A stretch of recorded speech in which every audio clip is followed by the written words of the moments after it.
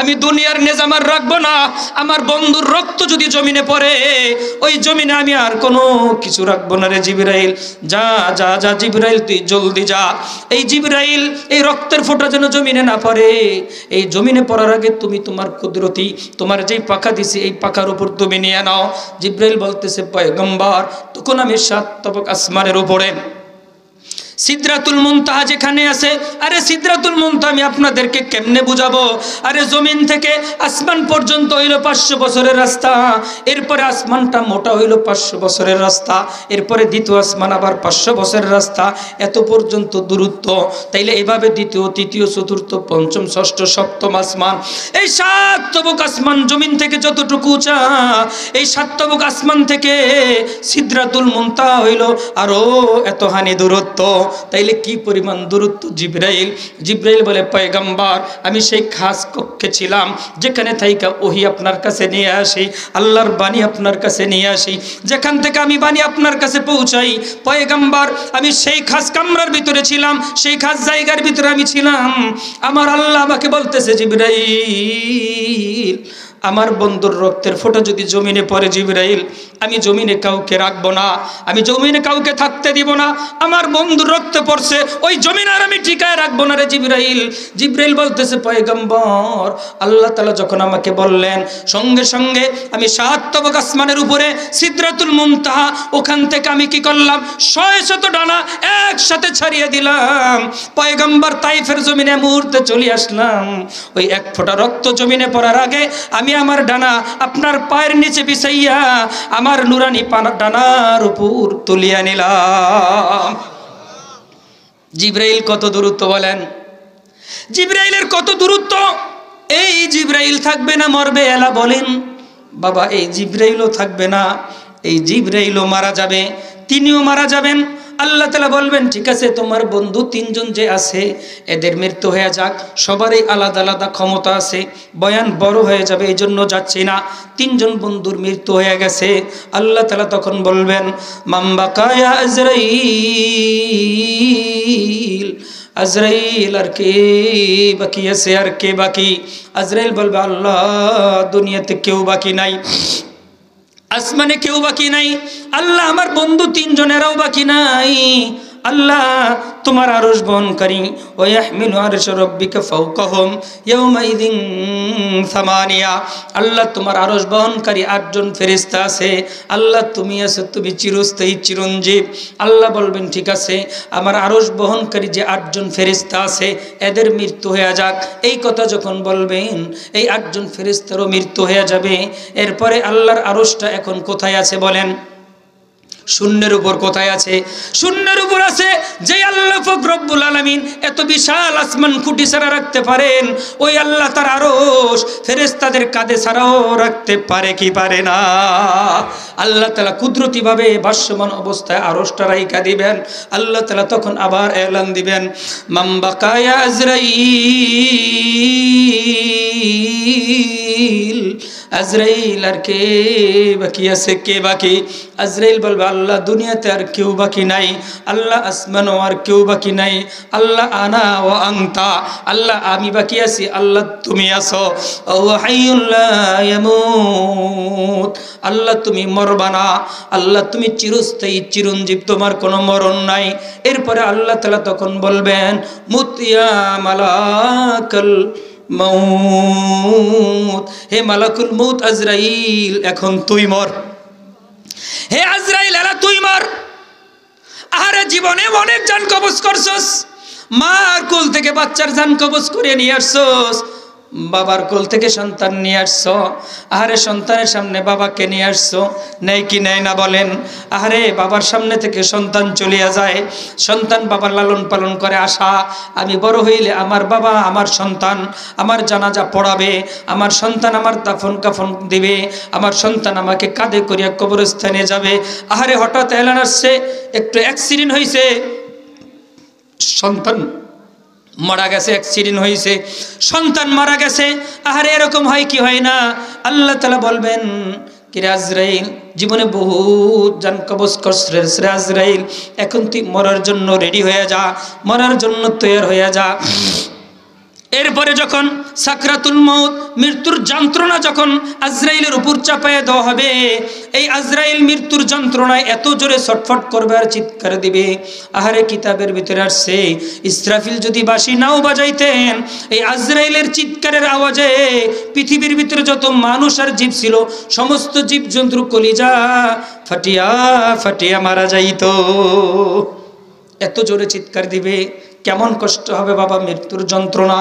তাইলে যন্ত্রণার আজকে আমার আলোচনা না, তারপরে বোঝানোর জন্যই বললাম এতটুকু। তাইলে এই অবস্থার ভিতরে মালাকুল মউত আজরাইল বলবে, আল্লাহ আমি যদি জানতাম যন্ত্রণা এত কঠিন, আমি যদি জানতাম আমাকে মারবা, আমি যদি জানতাম আমার উপর সাকরাতুল মউত আসবে, আমি যদি জানতাম আমাকে মরা লাগবে, আমি তাহলে কাহরা জান কবজ করতাম না, নিতাম না। মালাকুল মউত আজরাইল তিনিও মারা যাবেন, তিনিও শেষ, তারও জান আল্লাহ তাআলা নিয়ে নেবেন। এখন কে বাকি আছে বলেন? আরো আসতে বলেন না, কে বাকি আছে? আরো জোরে বলেন, আর কে বাকি আছে? একমাত্র আমার আল্লাহ, আল্লাহ ছাড়া আর কেউ বাকি নাই। এরপর আল্লাহ তাআলা তখন আসমান থেকে এলান দিবেন, মামবাকা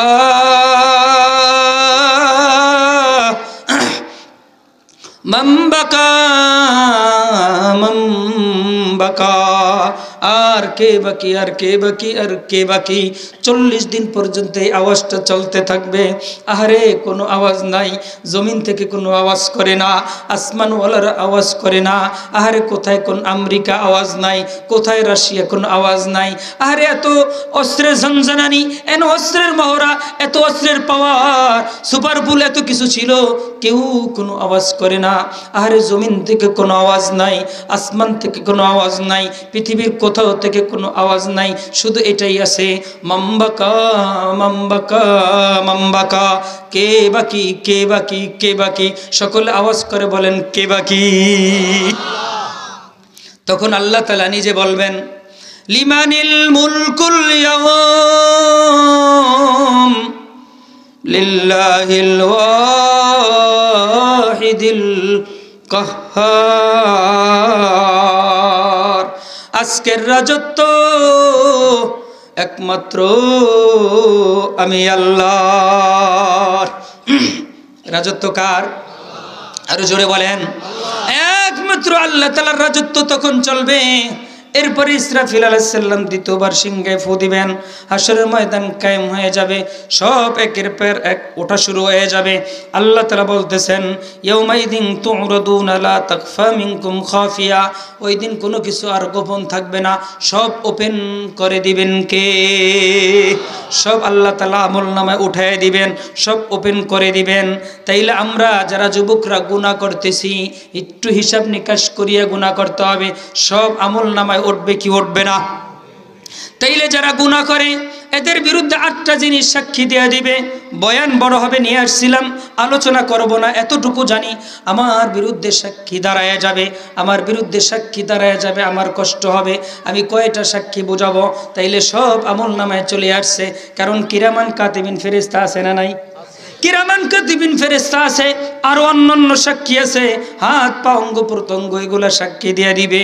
আল্লাহ তাআলা বলতেছেন, ইয়াউমা ইদিন তু'রাদুনা লা তাখফা মিনকুম খাফিয়া। এটা হলো বাবা সবচেয়ে কষ্টের আয়াত, পেরেশানির আয়াত। কোনো জিনিস আর গোপন থাকবে না, সব আল্লাহ আমলনামায় উঠাইয়া দিবেন, আমলনামায় উঠবেন। ওঠার পরে তখন কি বলবে জানেননি? মালি হাযাল কিতাব লা ইউগাদিরু সগীরাতান ওয়ালা কাবীরাতান ইল্লা আহসাহা। এটা কেমন কিতাব, কেমন আমলনামা? আমি বড় থেকে বড় যত অন্যায় করছি এগুলা চলে আসছে, ছোট থেকে ছোট যত অন্যায় করছি সব আমলনামায় চলে আসছে, সব আমলনামায় দিয়ে দিছে। কেমন আমলনামা? আশ্চর্য হয়ে যাবে। আমলনামারও আবার বিবরণ আছে, কেমন হবে, অনেক লম্বা। আল্লাহ তাআলা বলেন, এরপরে আল্লাহ পাক রব্বুল আলামিন এক শ্রেণীর ডান হাতে আমলনামা দিবেন, আর এক শ্রেণীর বাম হাতে আমলনামা দিবেন। যাদের ডান হাতে আমলনামা দিবেন তারা কোথায় যাবে বলেন? তারা জান্নাতে চলে যাবে। আর যাদের বাম হাতে আমলনামা দিবেন তারা যাবে কোথায়? তারা যাবে জাহান্নামে। আপনারা কোন হাতে আমলনামা চান, ডান হাতে না বাম হাতে? ডাইন হাতে। তাইলে উঠাউঠি করলে ডাইন হাতে আমলনামার আলোচনা পাইবেন না, ছুটে যাবে। তাইলে আল্লাহ তাআলা বলেন, ফাআম্মা মান উতিয়া কিতাবাহু বিয়ামিনিহি ফায়াকুলু হাউম কুরউ কিতাবিয়া। আল্লাহ পাক রব্বুল আলামিন যখন ডান হাতে আমলনামা দিবেন, যারা ডান হাতে আমলনামা পাইবেন, পাইয়ে কি বলবে জানেননি? ফায়াকুলু হাউম কুরউ কিতাবিয়া। হাসরের ময়দানে ঘুরবে, এক একজনকে দেখাইবে, ভাই তুমি দেখো আল্লাহ তাআলা আমার ডান হাতে আমলনামা দিছে, এই যে আমার ডান হাতে আমলনামা, আল্লাহ আমাকে ক্ষমা করে দিয়েছে, আল্লাহ আমাকে মাফ করে দিয়েছে। এক একজনকে দেখাইতে থাকবে, খুশিতে আত্মহারা হয়ে যাবে। আর কি বলবে জানেননি? তখন বলবে ইন্নী যনানতু আন্নী মুলাকিন হিসাবিয়া, যে আমি জানতাম একদিন আমাদের এগুলার হিসাব দিতে হবে, এই জন্য আমি মিথ্যা কথা বলি নাই, মিথ্যা সাক্ষী দেই নাই, ওয়াদা খেলাফি করি নাই, সুদ খাই নাই, ঘুষ খাই নাই, জুলুম করি নাই, বেপরদায় চলি নাই, কারো হক নষ্ট করি নাই, আল্লাহর হুকুম রসুলের তরিকায় আমি চলছিলাম। আলেমরা বলছিল এইভাবে তোমরা চলো, আলেমদের কথা অন্য শুনিয়ে শুনিয়ে আমি চলছিলাম। আমি জানতাম তারা সত্য কথাই কয়, মিথ্যা কয় না। ইন্নী যনানতু আন্নী মুলাকিন হিসাবিয়া, আমি জানতাম এগুলার হিসাব আমাকে দিতে হবে, এই জন্য আমি অন্যায় করি নাই, অপরাধ করি নাই, উল্টা পাল্টা কাজ করি নাই। 5 ওয়াক্ত নামাজ পড়ছি, রমজানের রোজা রাখছি, মাহফিল করছি, মাহফিল হয়েছে তাফসীর মাহফিল, ওয়াজ মাহফিল, সেখানে গেছি, আলোচনা শুনছি। এরপরে আল্লাহ তাআলা বলবেন ফাহুয়া ফি ঈশাতির রাদিয়া ফি জান্নাতিন আলিয়া কুতুফুহা দানিয়া কুলু ওয়াশরাবু হানিআম বিমা আসলাফতুম ফিল আইয়ামিল খালিয়া। আল্লাহ তাআলা বলবেন যাও ফি জান্নাতিন আলিয়া, যাও সুউচ্চ জান্নাতে চলিয়া যাও, আমলনামা ডাইন হাতে পাইছো, যাও জান্নাতে চলিয়া যাও। কারণ কি আমলনামা খুইলেই দেখে সকালে 5 ওয়াক্ত নামাজ ফজরের পড়ছে, আরে দুপুরে জোহরের নামাজ, আবার আসরের নামাজ আমলনামায়, মাগরিবের নামাজ আমলনামায়, এশার নামাজ আমলনামায়। আহারে কত খুশি! কি যে মসজিদে দক্ষিণ রানীসার মাহফিলে গেছি, এই তো মাশাআল্লাহ আমলনামায় চলে আসছে, মাঝে মাঝে সুবহানাল্লাহ বলছি, আমলনামায় চলে আসছে, মাঝে মাঝে আল্লাহু আকবার পড়ছি, আমলনামায় চলে আসছে, মাঝে মাঝে দুরূদ শরীফ পড়ছি, আমলনামায় চলে আসছে। আরে খুশিতে আত্মহারা হয়ে যাবে। তখন আল্লাহ তাআলা বলবেন কুলু ওয়াশরাবু হানিআম বিমা আসলাফতুম ফিল আইয়ামিল খালিয়া। জান্নাতে যখন নাজ নিয়ামত তাকে দেওয়া হবে, তখন বলবে আল্লাহ এত নাজ নিয়ামত আমাকে কেন দিলা? এত নাজ নিয়ামতের আমল তো আমি আল্লাহ করি নাই, এত নেক আমল তো আমি আল্লাহ করি নাই।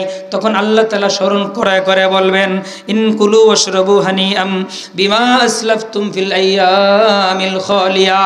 তুমি খাও এবং পান করো, এই খাওন এবং পান করা আনন্দ কোথায় পাইছো? কয় ফি আইয়ামিল খালিয়া, তুমি যে বিগত দিনে যে নেক আমল করছিলা, তুমি না নামাজ পড়ছিলা, হ আল্লাহ নামাজ পড়ছি, এই জন্য জান্নাতে এই নিয়ামত তোমার জন্য রাখছি। তুমি না রোজা রাখছিলা, হ আল্লাহ রাখছিলাম, এই জন্য এই নিয়ামত তোমার জন্য রাখছি। তুমি না হজ করছো, হ আল্লাহ হজ করছি, এই নিয়ামত তোমার জন্য রাখছি। তুমি না যাকাত দিছো, হ আল্লাহ যাকাত দিছি, এই জন্য এই নিয়ামত তোমার জন্য রাখছি। তুমি না মাহফিল করছিলা, হ আল্লাহ করছিলাম, মাহফিলে দান করছিলে না, হ আল্লাহ টাকা পয়সা দিছিলাম, এই জন্য এই নিয়ামত তোমার জন্য রাখছি। কুলু ওয়াশরাবু হানিআম বিমা আসলাফতুম ফিল আইয়ামিল খালিয়া। বিগত দিনে যেই নেক আমল করছো, এই বিনিময়ে এই আমলের বিনিময়ে জান্নাতে ঘুরতে থাকো, আনন্দ করতে থাকো, আর যা মনে চায় তাই খাইতে থাকো। জান্নাত তো জান্নাত হি হয়, জান্নাত তো জান্নাত হি হয়। জান্নাত কেমন এটা বলাও সম্ভব না, কারণ আল্লাহর রাসূল বলছেন মা লা আইনুন রাআত ওয়ালা উযুনুন সামিআত ওয়ালা খাতারা আলা কলবি বাশার। জান্নাতে এমন নিয়ামত আল্লাহ তাআলা রাখছেন, দুনিয়ার চোখ কোনোদিন দেখে নাই, কান কোনোদিন শোনে নাই, অন্তর কোনোদিন কল্পনাও করে নাই। এত নিয়ামত আল্লাহ তাআলা জান্নাতে রাখছেন।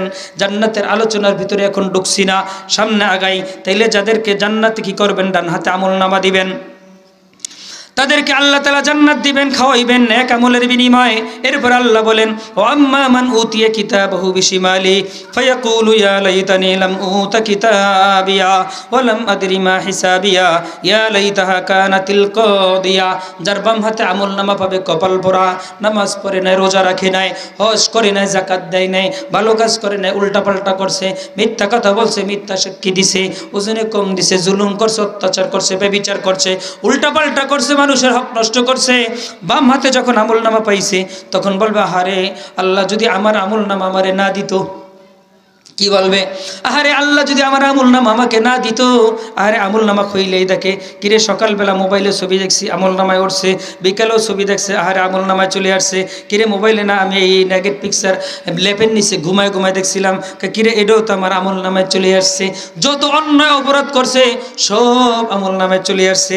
এখন কি কয়, আহারে আমার আমল নামা যদি আমারে দেওয়া না হতো, আমারে যদি আমার আমল নামা না দিত কতই ভালো হইতো।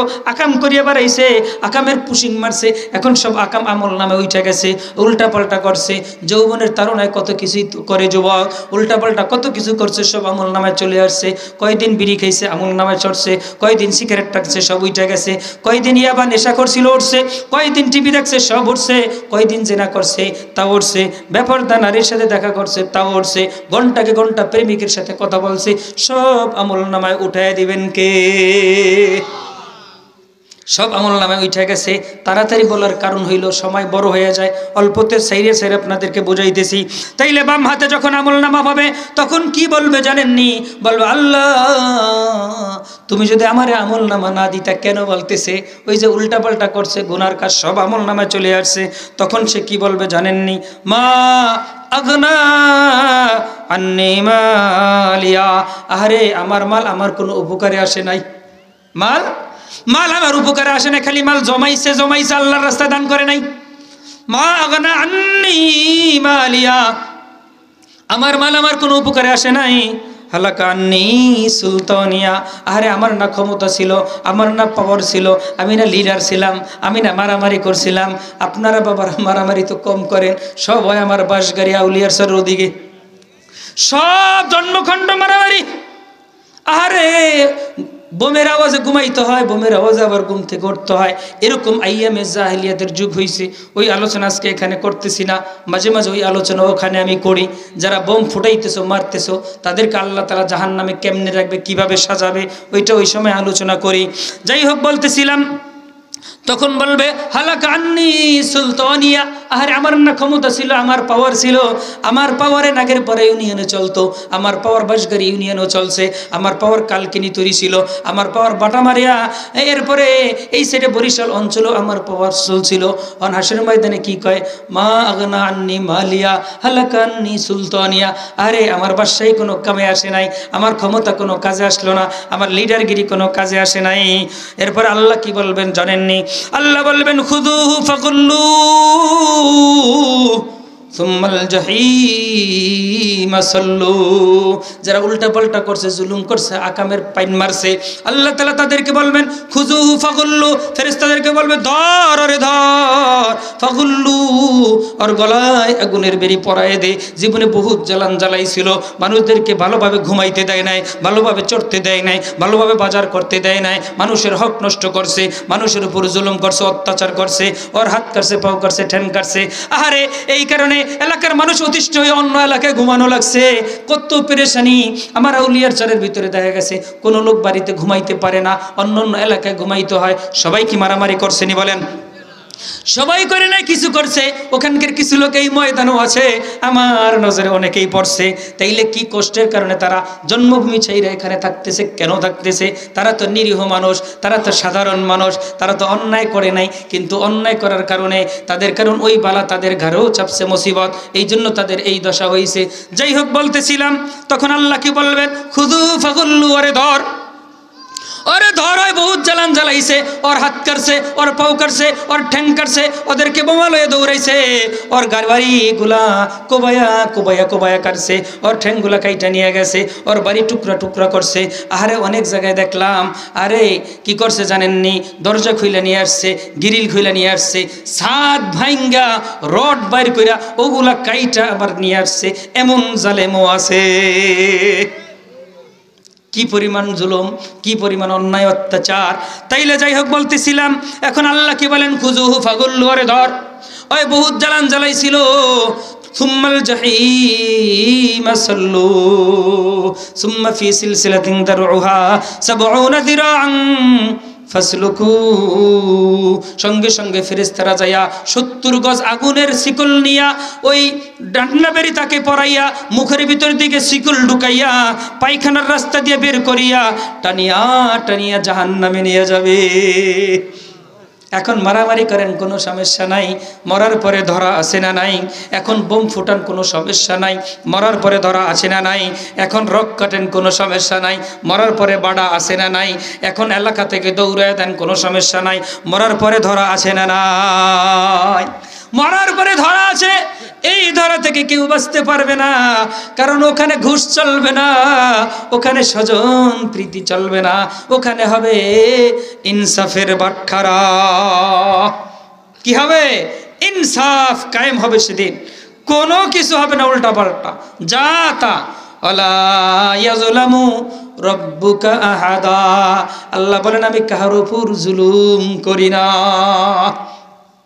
আল্লাহ কারোর উপর জুলুম করে না। এরপর আল্লাহ তাআলা কি করে বলতেছেন, ইন্নাহু কানা লা ইউমিনু বিল্লাহিল আযীম। এই শাস্তি এদেরকে কেন দেওয়া হইল? ইন্নাহু কানা লা ইউমিনু বিল্লাহিল আযীম। এরা কি করতো না? বিশ্বাস করতো না। খালি গোরতার কথা, এরা বড় হুজুররা তো কইবই, বুঝেন না কি কয়? আরে হুজুররা তো কইবই, হ্যাঁ হ্যাঁ হুজুরা তো কইবই, নবীরা তো কইবই। নবীরা কইছে, যে মানছে কামিয়াব হইছে, যে মানে নাই কামিয়াব হয় নাই। সাহাবারা কইছে, যারা মানছে কামিয়াব হইছে, যারা মানে নাই কামিয়াব হয় নাই। ওলামা একরাম আজকে আপনাদেরকে বলে, যারা মানে তারা কামিয়াব হবে, যারা মানবে না কামিয়াব হতেও পারবে না। ইন্নাহু কানা লা ইউমিনু বিল্লাহিল আযীম ওয়া লা ইয়াহুদ্দু আলা তুআমিল মিসকিন। আর কি করতো না? মিসকিনদেরকে খানা খাওয়াইতো না। কি করতো না? মিসকিনদেরকে খানা খাওয়াইতো না। অভাবী যারা আছে এদেরকে তারা কিছু দিত না। ফালাইসা লাহুল ইয়াওমা হাহুনা হামিম ওয়ালা তুআমুন ইল্লা মিন গিসলিন লা ইয়াকুলুহু ইল্লাল খাতিউন। আল্লাহ তাআলা এদেরকে কি করবেন? জাহান্নামের ভিতরে দিবেন। জাহান্নামের ভিতরে দিয়ে কি করবেন? লা ইয়াকুলুহু ইল্লাল খাতিউন, তাদেরকে কোনো খাবার দিবে না। কি কয়? লা ইয়াকুলুহু, তোদের কোনো খাওন নাই। কয় আল্লাহ আমাদেরকে খাওন দিবেন না কা? তুই না গরু চুরি কইরা খাইছিলি, এখন জাহান্নামে আইছস, খাওন পাবি কই? তুই তো গরু চুরি কইরা খাইছিলি, এখন তোর কবলে খাওন নাই। তুই আরেকজনে ছাগল পালছিল, নিজের ছাগলের মতন চুরি কইরা আইনা বেচা খাইছস। আরেকজনে কি করছে? ফ্রিজ রাখছে, ফ্রিজ আইনা খাইছিল। জাংলা বাইলে আইনা খাইনা খাইছস, দরজা আইনা খাইছস, ছাদ ভাঙ্গা রড কাইটা আইনা খাইছস। খাই কি খায় না? তাইলে কি হইলো? আলা তুআমুন ইল্লা মিন গিসলিন, তোদেরকে কোনো খাওন দেওয়া হবে না। কারণ কি হইলো? তোরা তো পিছনে খাইছিলি। আরে জুলুম করিয়া খাইছস, অন্যায় কইরা খাইছস, অপরাধ কইরা খাইছস, মানুষের উপর সিয়াসাত চালাইয়া খাইছস, বোমলে দৌড়ে দৌড়ে খাইছস, বোক দখলে খাইছস, ঘরবাড়িতন দৌড়ে যা কিছু পাইছস নিয়ে নিয়ে খাইছস, গরু ছাগল নিয়ে নিয়ে খাইছস। আরে একটা দুইটা গরু ছাগল না, শতে শতে গরু ছাগল নিয়ে নিয়ে খাইতেছে। বলার কিচ্ছুই নেই, বলতে পারবেন না, কোনো সিস্টেম নাই বলার। টাকা নাই, দিতে হবে। না আছে জমিন বেচা দাও, না আছে ঘর বেচা দাও, তারপরও দাও। আর যদি না দিতে পারো এলাকা সারিয়া যাও। তাইলে খাইছে না? তাল্লা কি কয়? লা ইয়াকুলুহু, কাউকে খাওন দিবি না। লা ইয়াকুলুহু ইল্লাল খাতিউন। ওই যে অন্যায় করিয়া, জুলুম করিয়া, অপরাধ করিয়া তোমরা খানা খাইছো, ওগো হাসরের ময়দানে জাহান্নামে পড়তে দে, খাওন দিবি না। ইল্লা মিন গিসলিন, তাদেরকে দিবি গিসলিন দিবি। ওয়ালা তুআমুন ইল্লা মিন গিসলিন লা ইয়াকুলুহু ইল্লাল খাতিউন, তাদেরকে গিসলিন খাওয়ানো হবে। অন্য আয়াত আছে তাদেরকে গসাক খাওয়ানো হবে। গুজুর গিসলিন কাকে বলে, গসাক কাকে বলে? তিন জিনিসের নাম। কোনো খাবার দিবে না, দিবে গিসলিন। অনেকে মনে করতে পারে যুগ, তারপরে তো খাওন তো পাইছি, দেখেন খাওনটা কেমন হয়। ওয়ালা তুআমুন ইল্লা মিন গিসলিন, তাদেরকে কোনো খাওন দেবে না, গিসলিন খাওয়াইবে। গিসলিনটা আমার কেমন? জাহান্নামের আগুনে যখন জাহান্নামীরা পড়বে, পড়তে পড়তে তাদের শরীর থেকে রক্ত বের হবে, ঘাম বের হবে, পুজ বের হবে। এগুলা থেকে ঘেরান করবে না দুর্গন্ধ, এগুলা বিকট দুর্গন্ধ হবে। এই রক্ত, ঘাম, পুজ, এই জাহান্নামে পড়তে পড়তে যে দুর্গন্ধ যেগুলো বের হবে, এই তিনটা জিনিস একত্রিত করিয়া এই জাহান্নামীদেরকে খাওয়ানো হবে। ওই যে গরু চুরি করে খাইছে, এই জন্য খাওয়ান বন্ধ হয়ে গেছে।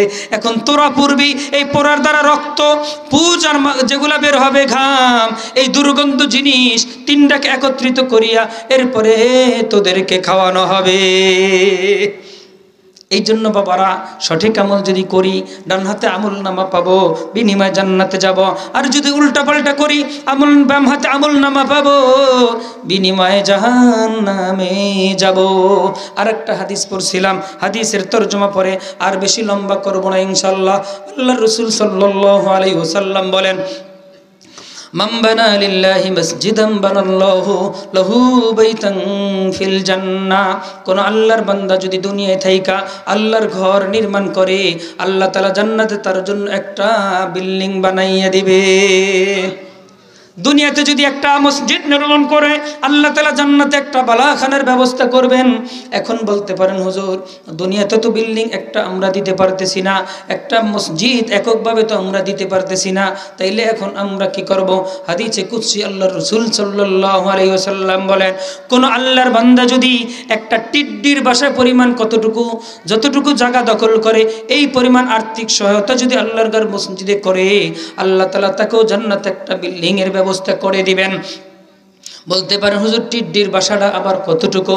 অনেক সময় দেখবেন বাবারা ইট দিয়া দেওয়াল টানে অল করে, এখানে কিছু পোকা আছে মাটি দিয়া বাসা করে, দেখছেন নি? মাটি দিয়া বাসা করে, এই যে কতটুকু জায়গা নিয়া মাটি দিয়া যে পোকা বাসা করে, এই বাসার পরিমাণ হলো টিড্ডির বাসা। সর্বোচ্চ বাড়ায় নিলাম একটা ইট। কোন আল্লাহর বান্দা যদি একটা ইট পরিমাণ কোনো জিনিস আল্লাহর ঘর মসজিদে দান করতে পারে, আল্লাহ তাআলা তাকেও জান্নাতে একটা বিল্ডিং বানাইয়া দিবে। এই জন্য বাবারা আমাদের ভিতরে অনেক ওলামা ইকরামের ভিতরে দেখা যায় অনেক ঘটনাই আমরা শুনতেছি। মুক্তাসার একটা ঘটনা আপনাদেরকে শোনাই।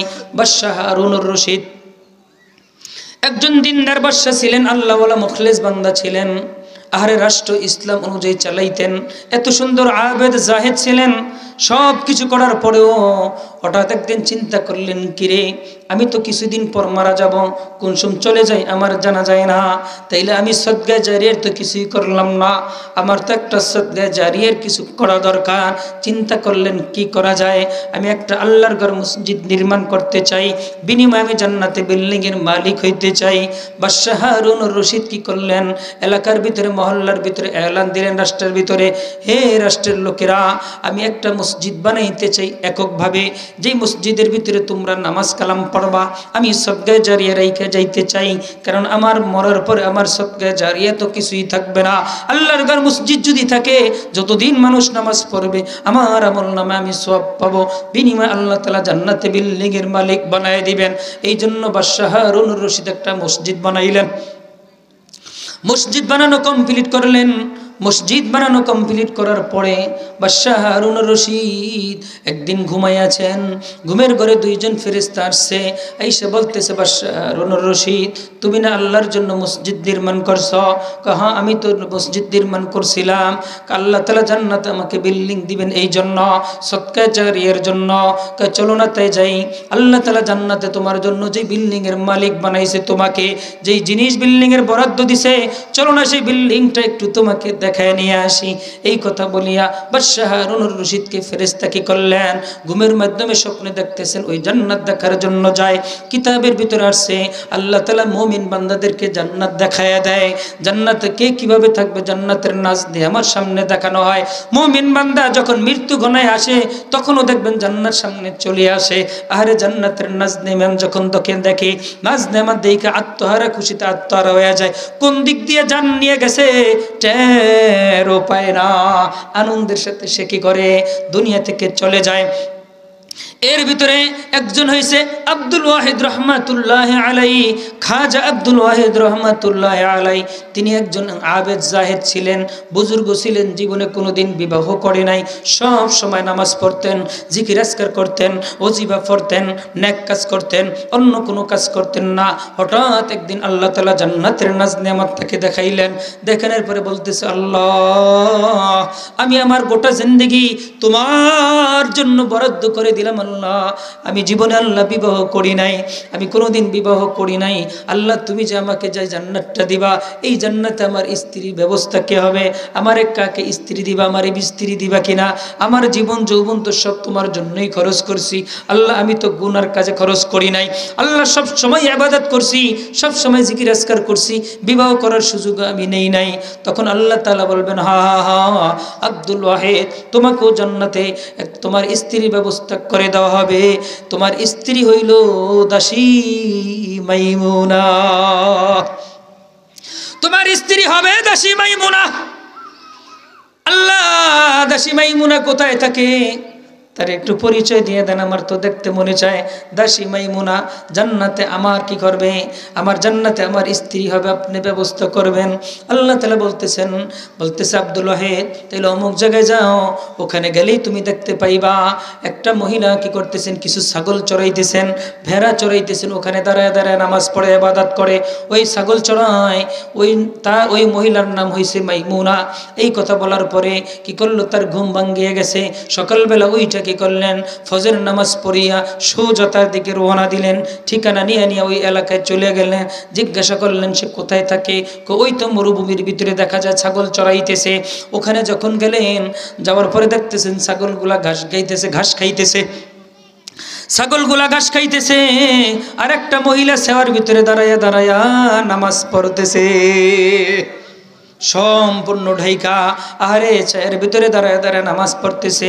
আব্দুল ওয়াহিদ রহমাতুল্লাহ আলাইহি বলেন আমি সেখানে গেলাম, যাই তার পিছনে কি করলাম, দাঁড়ায় রইলাম, চিন্তা করলাম নামাজটা একটু শেষ করো, এরপরে আমি তার সাথে কথা বলতে চাই। ওই মহিলা কি করলেন, দাসী মাইমুনা, দুই দিকে সালাম ফিরানোর পরে বলতেছেন আব্দুল ওয়াহিদ আপনি কেন এখানে আসলেন, আপনাকে তো এখানে আমার কাছে আসার কথা ছিল না, আপনার সাথে আমার দেখা হবে আল্লাহর জান্নাতে। কোথায়?